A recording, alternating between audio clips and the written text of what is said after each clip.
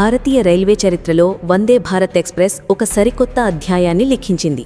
కేవలం ప్రయాణ సమయాన్ని తగ్గించడమే కాకుండా వేగం, భద్రత మరియు అత్యుత్తమ సౌకర్యాలతో రైలు ప్రయాణంపై ప్రజల దృక్పథాన్ని పూర్తిగా మార్చివేసింది. సెమీ హైస్పీడ్ టెక్నాలజీతో రూపొందించబడిన ఈ రైళ్లు విమాన ప్రయాణానికి ధీటైన అనుభూతిని అందిస్తూ మధ్యతరగతి మరియు ఉన్నత తరగతి ప్రయాణికులను విశేషంగా ఆకర్షిస్తున్నాయి. ఈ నేపథ్యంలో దేశవ్యాప్తంగా వందే భారత్ రైళ్లకు ఆదరణ వెల్లువెత్తుతుండగా తెలుగు రాష్ట్రాలైన ఆంధ్రప్రదేశ్ మరియు తెలంగాణలో దీనికి లభిస్తున్న స్పందన అద్భుతంగా ఉంది. సికింద్రాబాద్ విశాఖపట్నం, సికింద్రాబాద్ తిరుపతి, విజయవాడ చెన్నై వంటి కీలక మార్గాల్లో ఇప్పటికే విజయవంతంగా నడుస్తున్న ఈ సేవలు ప్రయాణికుల నుంచి విశేషమైన ఆదరణ చూరకుంటున్నాయి. ఈ విజయం రైల్వే శాఖను మరిన్ని కొత్త సర్వీసులను ప్రారంభించేలా మరియు ప్రస్తుత సేవలను మరింత విస్తరించేలా ప్రోత్సహిస్తోంది. తెలుగు రాష్ట్రాల్లో వందే భారత్ రైళ్ల ఆక్యుపెన్సీ రేటు దాదాపు ఎల్లప్పుడూ 100% పైగానే ఉంటోంది.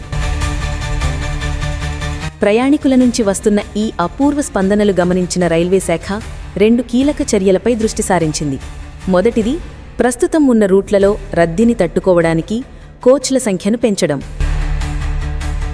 ఇప్పటికే అధిక రద్దీ ఉన్న మార్గాలలో అదనపు కోచ్లను చేర్చడం ద్వారా ఎక్కువ మంది ప్రయాణికులకు బెర్త్లను అందుబాటులోకి తీసుకువస్తున్నారు. ఇది వెయిటింగ్ లిస్టు సమస్యను తగ్గించి ప్రయాణాన్ని మరింత సులభతరం చేస్తుంది. రెండవది, కొత్త ప్రాంతాలకు వందే భారత్ సేవలను విస్తరించడం.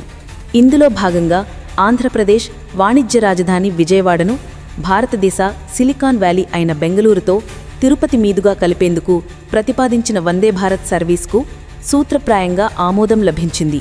అయితే కొన్ని సాంకేతిక కారణాల వల్ల ఈ ప్రాజెక్ట్ ఇంకా పట్టాలెక్కలేదు. ఈ మార్గం అందుబాటులోకి వస్తే ఐటీ ఉద్యోగులకు, వ్యాపారవేత్తలకు మరియు తిరుపతి వెళ్లే భక్తులకు ఇది ఒక వరంలా మారుతుంది. వందే భారత్ రైళ్ల విజయం కేవలం ప్రయాణికులకే పరిమితం కాలేదు, ఇది రాజకీయంగా కూడా ప్రాధాన్యత సంతరించుకుంది. తమ నియోజకవర్గాల గుండా వెళ్తున్న ఈ ప్రతిష్టాత్మక రైలుకు హాల్టింగ్ సౌకర్యం కల్పించాలని ప్రజాప్రతినిధులు రైల్వే శాఖపై తీవ్రమైన ఒత్తిడి తీసుకువస్తున్నారు.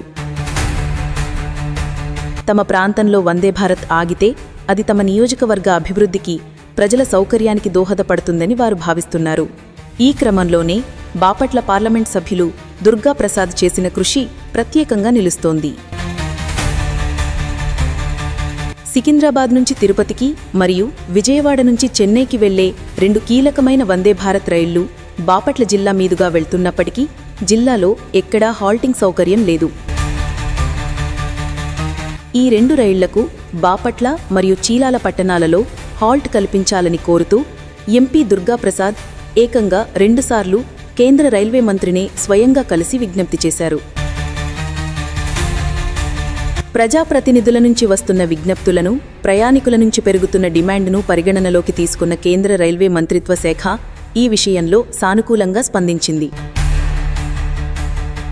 బాపట్ల, చీరాల స్టేషన్లలో వందే భారత్ రైళ్లను ఆపడం వల్ల కలిగే ప్రయోజనాలు, ఎదురయ్యే సాంకేతిక సవాళ్లు మరియు ఆచరణాత్మక సాధ్యాసాధ్యాలపై సమగ్రమైన నివేదికను సమర్పించాలని రైల్వే మంత్రి సంబంధిత అధికారులను ఆదేశించారు. ఈ ఆదేశాలతో క్షేత్రస్థాయిలో కదలిక మొదలైంది. స్థానిక రైల్వే అధికారులు కూడా ప్రయాణికుల నుంచి వస్తున్న అభ్యర్థనలను, స్థానిక అవసరాలను గమనించి ఈ 2 స్టేషన్లలో హాల్టింగ్ ఇవ్వడం ఆవశ్యకమనే అభిప్రాయంతో ఉన్నారు. వారు ఇదే విషయాన్ని తమ నివేదికలో పొందుపరిచి ఉన్నత స్థాయికి పంపనున్నారు. ఇది త్వరలోనే అధికారిక నిర్ణయం వెలువడుతుందన్న ఆశలను రేకెత్తిస్తోంది. బాపట్ల, చీరాల ఈ 2 పట్టణాలు వాణిజ్యపరంగా, విద్యాపరంగా మరియు పర్యాటక పరంగా తమకంటూ ఒక ప్రత్యేక గుర్తింపును కలిగి ఉన్నాయి. సికింద్రాబాద్ తిరుపతి మరియు విజయవాడ చెన్నై వందే భారత్ రైళ్లు ఇక్కడ ఆగితే ప్రయాణికులకు సమయం గణనీయంగా ఆదా అవుతుంది. ఉదాహరణకు ఈ ప్రాంతం నుంచి చెన్నైకి కేవలం 5 గంటల్లో, హైదరాబాద్కు 4.5 గంటల్లో మరియు ఆధ్యాత్మిక క్షేత్రమైన తిరుపతికి కేవలం 3.5 గంటల్లో చేరుకునే సౌలభ్యం కలుగుతుంది. ఇది వ్యాపారులకు, ఉద్యోగులకు, విద్యార్థులకు మరియు భక్తులకు ఎంతో ప్రయోజనకరంగా ఉంటుంది. అంతేకాకుండా ఈ ప్రాంత ఆర్థిక వ్యవస్థకు కూడా ఇది కొత్త ఊతాన్ని ఇస్తుంది. పర్యాటకం వృద్ధి చెందుతుంది మరియు రియల్ ఎస్టేట్ రంగం కూడా పుంజుకునే అవకాశం ఉంది. అయితే ఈ ప్రతిపాదనకు ఒక ముఖ్యమైన సాంకేతిక అడ్డంకి ఉంది. బాపట్ల, చీరాల రైల్వే స్టేషన్ల మధ్య దూరం కేవలం 18 కిలోమీటర్లు మాత్రమే. వందే భారత్ వంటి సెమీ హైస్పీడ్ రైళ్లు పూర్తి వేగాన్ని అందుకోవడానికి మరియు నెమ్మదించడానికి కొంత సమయం, దూరం అవసరం. ఇంత తక్కువ దూరంలో 2 సార్లు రైలును ఆపడమనేది దాని సగటు వేగాన్ని గణనీయంగా తగ్గిస్తుంది. ఇది వందే భారత్ రైలు ప్రాథమిక ఉద్దేశమైన వేగవంతమైన ప్రయాణం అనే లక్ష్యానికి విఘాతం కలిగిస్తుంది. షెడ్యూల్పై కూడా తీవ్ర ప్రభావం చూపిస్తుంది. ఈ సాంకేతిక సవాళ్లను అధిగమించేందుకు రైల్వే అధికారులు ఒక ఆచరణాత్మక పరిష్కారం వైపు మొగ్గు చూపుతున్నట్లు తెలుస్తోంది.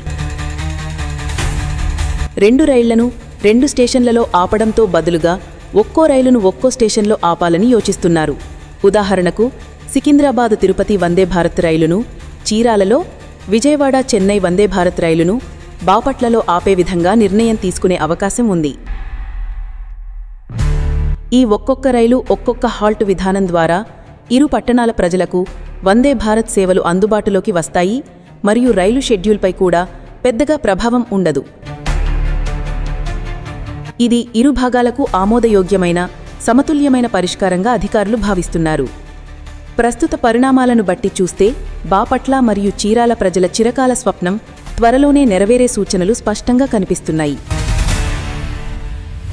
రైల్వే మంత్రిత్వ శాఖ నుంచి సానుకూల ఆదేశాలు రావడం, స్థానిక అధికారులు అనుకూల నివేదిక ఇవ్వనుండటం మరియు ఒక ఆచరణాత్మక పరిష్కారం సిద్ధంగా ఉండటంతో అధికారిక ప్రకటన వెలువడటం ఇక లాంఛనప్రాయమే. ఈ నిర్ణయం అమలైతే ఇది కేవలం 2 పట్టణాలకే కాకుండా మొత్తం తెలుగు రాష్ట్రాల రైల్వే నెట్వర్క్ విస్తరణలో ఒక ముఖ్యమైన మైలురాయిగా నిలిచిపోతుంది. వందే భారత్ రైళ్ల ద్వారా వేగవంతమైన, సౌకర్యవంతమైన ప్రయాణాన్ని మరిన్ని ప్రాంతాలకు అందించాలన్న భారతీయ రైల్వే సంకల్పానికి ఇది నిదర్శనంగా నిలుస్తుంది.